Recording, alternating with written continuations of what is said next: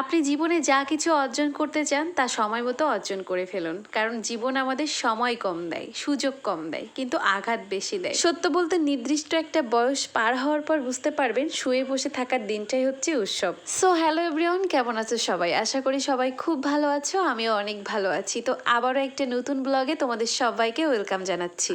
অনেকদিন কোনো blog video দেওয়া হয় না, তো ভাবলাম আজকে দিনের কিছুটা অংশ তোমাদের সাথে শেয়ার করব। তো ব্লগটা আমি সকাল থেকে স্টার্ট করেছি। দিনের শুরুটা আমার ব্যালকনি থেকেই হয়। এই যে আমার নিজের হাতে লাগানো কিছু ছোট ছোট ভালোবাসা আছে, আর সেই ভালোবাসাগুলোকে না দেখলে আমার দিনটা ভালো কাটে না। তো আমি একটা কুমড়ো গাছ লাগিয়েছিলাম, গাছটাতে বেশ কিছু ফুল হয়েছে। এই কুমড়ো ফুলের ঝাল পিঠা বড়া আমার অনেক পছন্দ। তো ভাবলাম আজকে ফুলগুলো উঠিয়ে নেবো, আর ফ্রিজে কয়েকটা আগে থেকে উঠানো আছে, এগুলো দিয়ে আজকে হয়ে যাবে।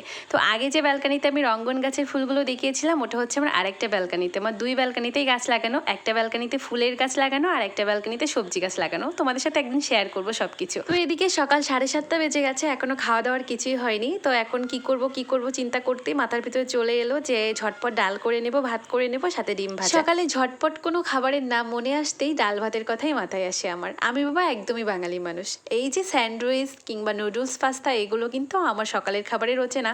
তবে হ্যাঁ, আমার কর্তা মশাইয়ের এগুলো হলে একটু মন্দ হয় না, তার কাছে খুবই ভালোই লাগে। তবে তাকে মাঝে মধ্যে করে দেওয়া হয়, কিন্তু আমার জন্য ভাতই যথেষ্ট। আমি বাবা মাছে ভাতে বাঙালি। অনেকেই আবার আমাকে প্রশ্ন করে 3 বেলা ভাত খাওয়ার পরেও আমি কি করে এত স্লিম, কি করে এত ফিটনেস থাকি। সেই প্রশ্নের উত্তর দিতে আমি আবার বলি যে এটা হচ্ছে ঈশ্বর প্রদত্ত উপহার, গড গিফটেড সরাসরি। যাই হোক, এদিকে আমার ডাল রান্নাটা হয়ে গিয়েছে, আর ওদিকে আমি রাইস কুকারে ভাত দিয়েছিলাম, ভাতের সাথে আলুও দিয়েছিলাম। তো এখন ডালটা নামিয়ে আমি আলু ভর্তাটা করে নেব। তো আলু ভর্তা, ডাল আর ডিম ভাজা সকালের খাবার খেয়ে দিয়ে চলে আসলাম ঘরে। তো দেখলাম আমার মা লক্ষ্মী রাগ করে খাটের উপরে বসে আছে, নাকি তার বাপির সাথে তার অনেক ঝগড়া লেগেছে। কি কারণে যে রাগারাগি হয়েছে এখন তো আমি জানি না, জিনিসপত্র তার সবকিছুই ছড়ানো ছিটানো।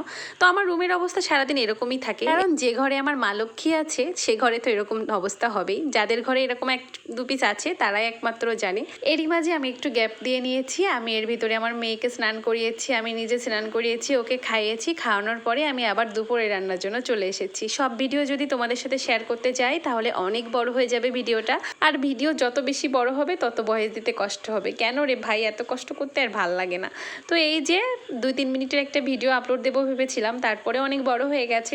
সারাদিনের কাজ করতে করতে যে কখন সময় চলে যায় সেটা আমি নিজেই বুঝতে পারি না। আর সত্য কথা বলতে যেখান থেকে পেজে কাজ করা শুরু করেছি সেখান থেকে তো আমি বিন্দুমাত্র সময় পাই না। জানি না বুনুরা তোমরা কিভাবে এত কিছু মেনটেন করো, আমার কাছে তো খুবই বিরক্ত লাগে। মাঝে মধ্যে ইচ্ছে করে যে ছেড়েই দেই, কিন্তু এমন একটা জায়গাতে চলে এসেছি একদম নেশার মতো হয়ে গেছে। এই পর্যায় থেকে না পারছি ছাড়তে, না পারছি বেরোতে। এভাবেই চলছে আমার প্রতিদিনের জীবন। আবার যখন কোথাও যাওয়ার একটা প্রোগ্রাম থাকে তখনও গেলে অনেক ঝামেলা হয়ে যায়। এই যে টাইম মেনটেন করে ভিডিও ছাড়া, ভিডিও এডিটিং করা, এগুলো একটা যেন কঠিন একটা ব্যাপার। অনেক হ্যাপা হয়ে যায় তখন আমার জন্য, কিন্তু কি আর করা যাবে, কিচ্ছু করার নেই। বেরোতে তো পারবো না, চালিয়ে যাব। তাই যত দূর হয় সবাইকে নিঃস্বার্থভাবে ভালোবাসা দিয়ে যাব, এটাই হচ্ছে আমার ইচ্ছা। এই ফেসবুক আমাকে কি দিতে পারবে আমি জানি না, তবে হ্যাঁ, আমি ফেসবুকের মানুষজনদের কাছ থেকে যে ভালোবাসাটুকু পেয়েছি সেটাই আমার কাছে অনেক বড় প্রাপ্তি, আর তোমাদেরকেও ভালোবেসে যাব। তো এই যে দেখো, দুপুরে রান্নার জন্য আমি চিচিঙ্গা ভাজি করে নিয়েছি, আর আজকে এই যে মশলা কষাচ্ছি। বলো তো কী রান্না হবে? নিশ্চয়ই গেস করতে পেরেছো। হ্যাঁ, আজকে হচ্ছে একটু মুরগির মাংস রান্না করব। তো আমি মুরগির মাংস যখনই রান্না করি তখন কিন্তু টমেটো দিয়েই রান্না করি, কারণ টমেটো দিয়ে মুরগির মাংস রান্না করে খেতে আমার জন্য মনে হয় যে একটু বেশি স্বাদ লাগে। তো আমি যখনই মুরগির মাংস রান্না করি তখনই আমি কিন্তু টমেটো দিয়েই রান্না করি। তো আজকেও কোনো ভুল নেই, তবে এটা হচ্ছে দেশি মুরগির মাংস। গ্রাম থেকে বাবা এসেছিল, আর বাবা যখন মেয়ের বাড়িতে আসে তখন তো খালি হাতে আসে না, ব্যাগ বস্তা যা পেয়েছে সব কিছু ভরেই নিয়ে চলে এসেছে। তো তার ভিতরে এই যে 2টা দেশি মুরগি আনছিল, তো একটা আজকে রান্না করে ফেলছি। আমার রান্না শেষ, খাবার আমি বাড়বো এমন সময় মামামের বাবা বলল যাই একটু বাজার থেকে দই নিয়ে আসি। আর বাজারটা নিকটে হয়, সে দই ছাড়া আবার মাংসও খেতে পারে না। তো আবার তাড়াতাড়ি যে দই নিয়ে আসলো।